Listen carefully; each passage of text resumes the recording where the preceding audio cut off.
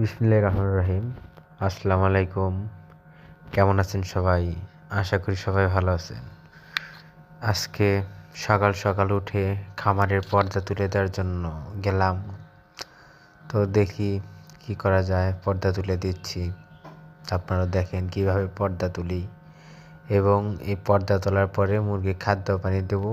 আর বর্তমান মুরগির বাজার কম, যার কারণে মুরগিটা অনেক বড় হয়ে গেছে। অলরেডি আজকে 59 দিন বয়স, হয়তোবা হয়তোবা পরশু বিক্রি করে দেব। তো এইভাবে পর্দা তুলে দিচ্ছি। প্রতিদিন সকালে 9টা থেকে 9:30টার মধ্যে আমি পর্দা তুলে দেই। পর্দা 4 মারা তুলে দেওয়ার কারণ হলো যেন মুরগি অনেক ভালোভাবে বাতাস নিতে পারে, যার কারণে প্রতিদিন পর্দাটা রাতে শীত পড়ার কারণে পর্দা ফালাই এবং সকালে রোদ উঠলে পর্দাগুলো ছড়াই দেই।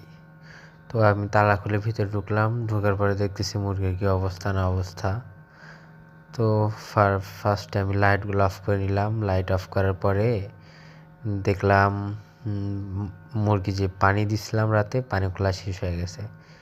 যার কারণে পানিগুলা দেওয়ার জন্য কি করব, প্রথমে পানির পটগুলো নিলাম, নিয়ে বাইরে নিয়ে যাব, নিয়ে যেয়ে ওইখানে পানি ভরে তারপর আবার পানি দেব।